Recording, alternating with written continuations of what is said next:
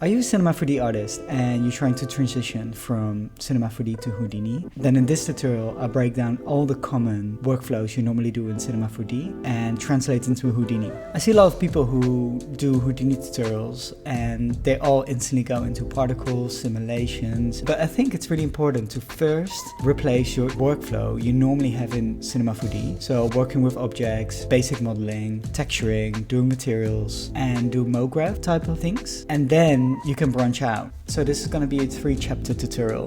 In the first chapter, I'm going to do really simple things like working with geometry, setting up lights in Redshift, setting out your render settings.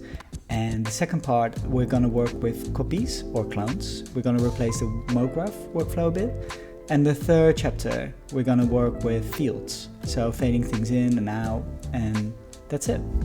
So let's jump right into the first one.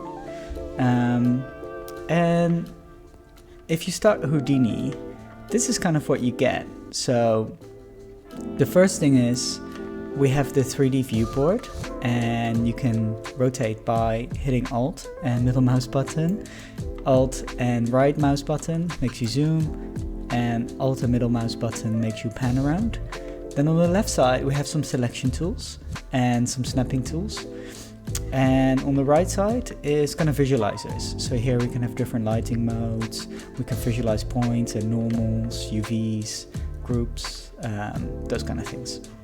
So let's first talk about the network view. The network view is your object outliner in Cinema 4D, but obviously Houdini is node based, so it works slightly different.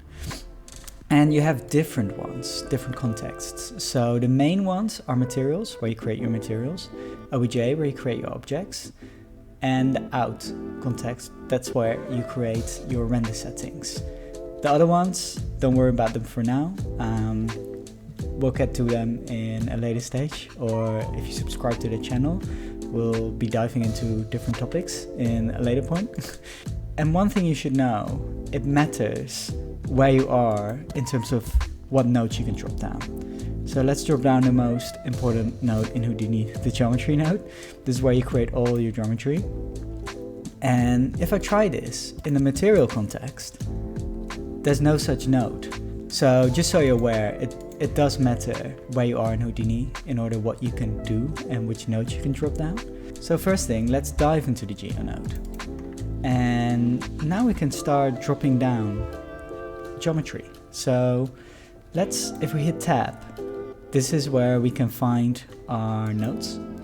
And if we go to the primitive ones, we can see we have a couple of different ones. We have a tube, we have a sphere, we have platonic solids, lines, we can draw curves, circles. We have all the basic things you will need. Your menu might look different, but I always have it like this. And if you hit P, you can see we now have a triangle. And here you have your options, so you can use different types of primitives. You can set the radius, or how big it is. Houdini works in meters, so a value of 1 means 1 meter. You can change the position and rotation. So yeah, it's all fairly basics. And the most important ones, I would say, you have a box in Houdini, it's a cube. There's a circle, obviously, really important. And the way, if you want to highlight a node, you hit the most right one. This one is template, so you can see the outlines when you work on another object. And then on the most left side, it's disabling the node. And then just left from the center is locking it. We're not going to get into that now. The most important one is highlighting and templating. Then another really important node is a grid. So this is kind of like your polygon or plane, I think it's called in Cinema 4D. Let's actually use the grid and let's make a little floor. What you quite often see in Cinema 4D is people use these studio kind of setups. You can easily do that in Houdini. What you normally do is you lay down a grid and then you use a bend deformer, which if I type, I can see we have a bend deformer. Then if you hit Shift Enter, you can add the node directly. And if you forget to hit Shift while you're dropping down the node, you can just link it up by just clicking on the dot and connecting it to another one. And if you hit Y, you get the scissors and you can just cut the wires. So let's delete this now. And in the bend deformer, if we hit our universal transform tool here, we'll see some options. So here you can see we can just bend objects like that. But what if we want to flip the direction? Well, all our parameters are here. So we can just say the capture direction should be -1 in the z-axis instead of +1. If I disable my grid by clicking on the grid icon, you can see it's quite a sharp kind of transition. So you can adjust the length. So it'll just take a bit longer to transition from a 0 value to whatever we define in our bend value here. So let's set that to 90, so we have a nice curve. You can see it's there almost already. We can just adjust the polygons in our grid object. I never remember which one it is. We want more rows. We want less of the columns. We can leave one in the middle. It doesn't really matter. But now, first of all, let's hit save before we lose our project. And now I want to go to a really important concept in Houdini. Basically, everything we do in Houdini is we change attributes. And attributes are pieces of data that are attached either to your points, primitives, or vertices. I hope this doesn't sound complicated because it's not complicated at all. But if we go to the geometry spreadsheet here, we can see we're now working on a point attributes. And here we have primitive attributes. The middle one is vertex, which I don't think a lot of people use. And you have detail attributes. That's just where you store values that, I don't know, are not necessarily attached to points or primitives. But basically what you can see here, our attribute P is the point position. So all the points we see here are linked to an attribute P value. And if I split my view here by clicking on this triangle thing and saying split pane top bottom, and I right mouse click and go to inspectors and the geometry spreadsheet, we have it now here. So what you can see now is if we look at our point position values, if I select the grid object, you can see we change our values because obviously these points are moving in space. So here it's way higher in the Y values because it's going up. That's kind of like all you do in Houdini. You just add attributes and then some nodes pick up those attributes and do something with it. So for example, if we add UVs to our textures, we add attributes. If we add normals to our objects, we add attributes. So attributes are a super important concept to understand. And they become way more important once we start working with MoGraph-like tools, like duplication, replication. We set a lot of attributes for points. The thing I want to show is that if you middle mouse button, you can also see your attributes. So we just have one point attribute, which is the P value. So that's where the point position is. And you can see we have 90 points and 58 primitives, which are the polygons. We don't have normals because there's no attribute. And now you can see we added a vertex attribute normals. So that's one of the things, it's a bit more manual in Houdini. Now let's get to the texture bit. So there's a couple of ways to add textures in Houdini. One is UV texture. If I hook up a UV quick shade node, we can see what the textures are like. So you can see this is rubbish. And let's drop it before the grid, before we do the bending, because it'll just be a lot easier to make textures then. And that's one of the benefits of working procedurally. You could just do things a bit earlier and later. And now you can see that's decent. That's actually very decent. And that is because it's an orthographic view. And if we grab a sphere, for example, and we do the same thing, and we then hook it up here, you can see that wouldn't work. Let's actually scale up. So you can middle mouse button over these things and go left and right, and then it will scale up. Here you can see what the UV is doing. It's just projecting an image from the top onto the object. So we have different modes. This one is very similar to Cinema 4D in the basic texture things. You see we can get a seam here, so we can get rid of that by fixed boundary seam. And you see this mode, polar, works really well for spheres. Let's grab a tube. And it actually does a decent job on tubes. Somewhat decent. Basically, for this one, I would use cylindrical, like it says, and you get a lot better textures there. And there's just a few different ones. You could use perspective from camera for camera mapping, and yeah, it's just a really easy way of changing your UVs. So now let's set it back to orthographic. Let's keep it like this for now. So we just have our plane, and we can just make an easy studio kind of setup. So let's add a null. There's a very common workflow, and you can say out studio. Delete the other nodes, we don't need them anymore. And name it here as well. So now let's import an object. We have our studio, so I want to get an object in the middle of the scene and get some lights going on. So how do we do that? Let's just go to Megascans, go to Files, and here we can find the files, and we can see we have an FBX here. So to import it, let's drop down a geometry node, dive in, and there's a couple of ways to import geometry. First one is the file node. Second one is an FBX archive import, which is actually a really great tool. And if you have an OBJ, there's also an OBJ, a Labs OBJ importer. That one is great as well for OBJs. The file node is for any type of file really, and then there's obviously Alembics. But as we have an FBX, let's go for the FBX archive import. Go to File. I'm just gonna copy paste my link here, and we can see we have an FBX here. So one thing you'll notice is our object is massive, and the reason why is because Houdini uses a different scale system than most applications. So usually your files you import are 100 times too big and what you export is 100 times too small than other 3D applications. So there's two ways to do it. We can add a transform node and set it to 0.01, but I think that's actually too small in our case, so maybe let's go for 0.5. So I have a statue that's like slightly over a meter, and the way to put it in perspective is you can just drop a box next to it, hit template, and adjust the center, and you can see this is now a meter high, so it's slightly over a meter. Maybe that's actually too much. Let's drop it down to 0.3. Another way how you can do it is because we use the FBX node, you can just say convert units. And the third way is a match size node, which is a really great node because it also justifies it to certain axes. So you can say make it sit on the floor by justifying the Y to the min. And then you can say scale to fit, and here you set your target size. So if you want it to be a meter high, you can do that.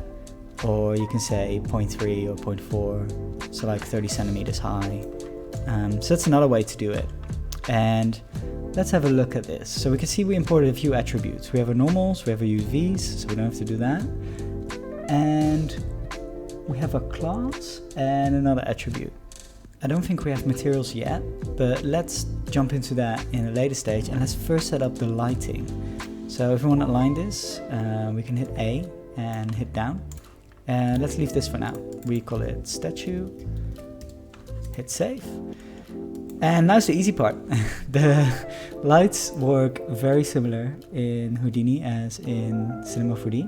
First, we need a camera, very important. So if we hit this no cam icon, we can say new camera, and we'll drop a camera at our perspective. And here's the thing that's slightly different in Houdini. If I now pan around, we lose a camera. So I have to go back to this menu, say cam 1. But if we hit the lock icon, we lock our camera to the view, and now we can adjust the camera. So it's quite a nice way of working, because then later you can just pan around and you don't have to worry about it.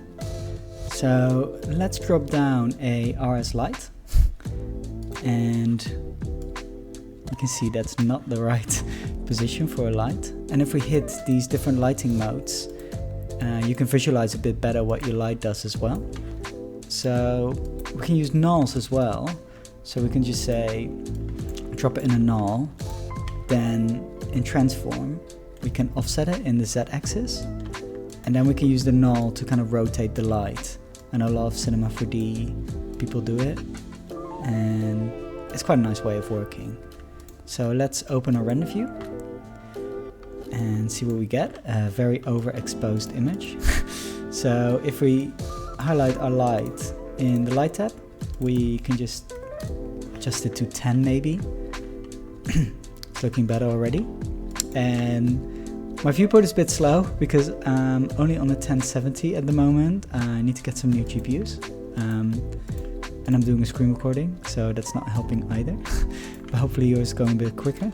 And here we can just adjust the size. This is all the same settings as Cinema 4D really, so this shouldn't be too difficult. This is the easy part. And maybe let's just hit Control C, Control V, duplicate the lights, and then in the y-axis, let's just offset it, and you know, can have a bit of backlighting maybe on it, and that's kind of how you work with lights. If you hit R as light dome, it's here as well, the sun, everything is there. The thing I want to look into now is go to our materials and start creating materials. So I have these tabs which you can create by hitting Control Tab and open a new one. Make sure your other ones are pinned, otherwise it will follow wherever you are. And yeah, you can just go to the matte context, and here we need to drop down on R's material builder. So how you in Cinema 4D normally have those icons with the spheres in it, which are materials, you can see this as the same. This is the container where all our material stuff happens, and this will be our statue material. We can create another material for our floor and just say this is floor. Dive in. Maybe start with the floor material because it'll probably be the easiest. And we can just change the color here. Again, this is the same as your Cinema 4D workflow.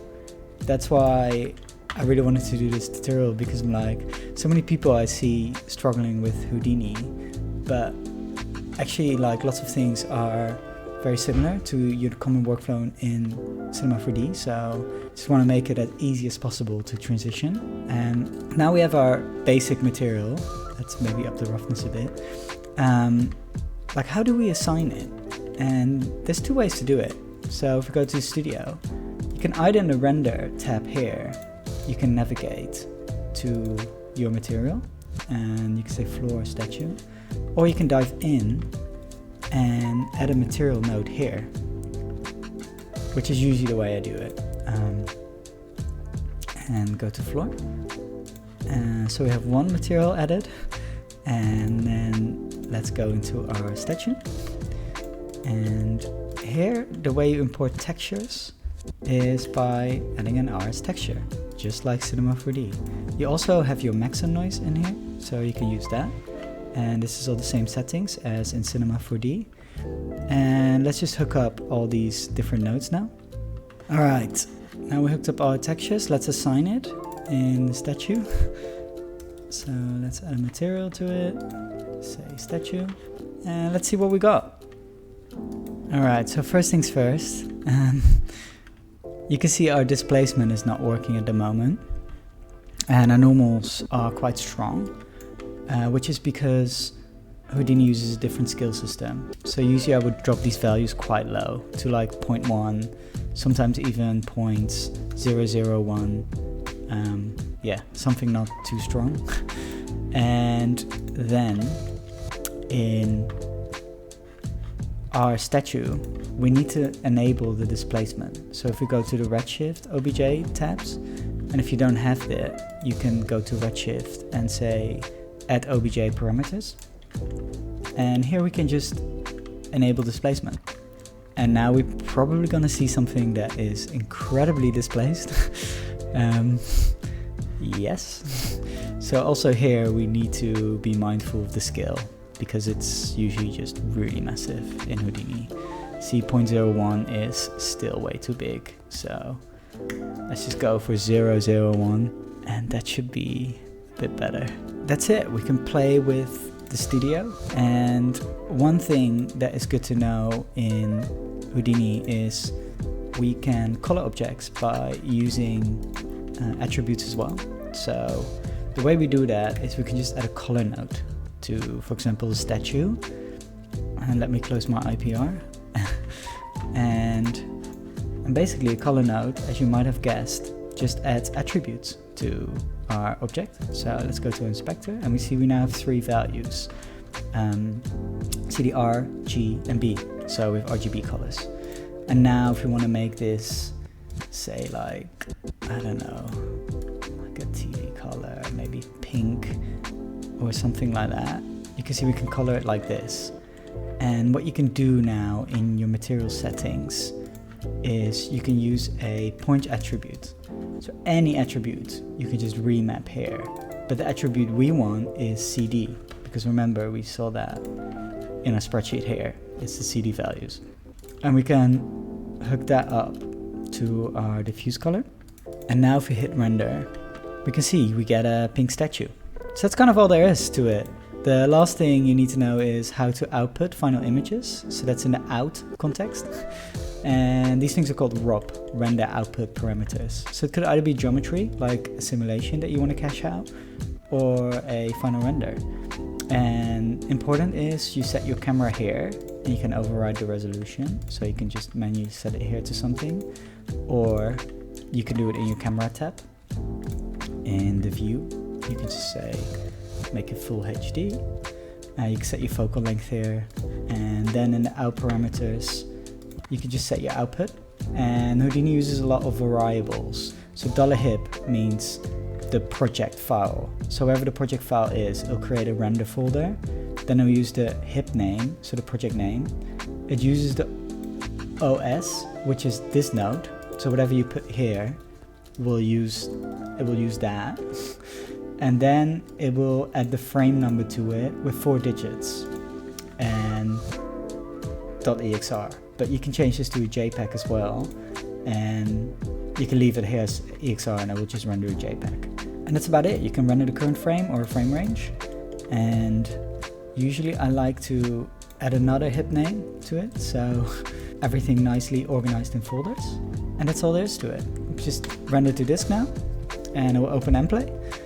And in the next chapter, we're gonna look at how to do MoGraph type effects. So duplicate objects using fields, so duplicating objects, and doing those type of things.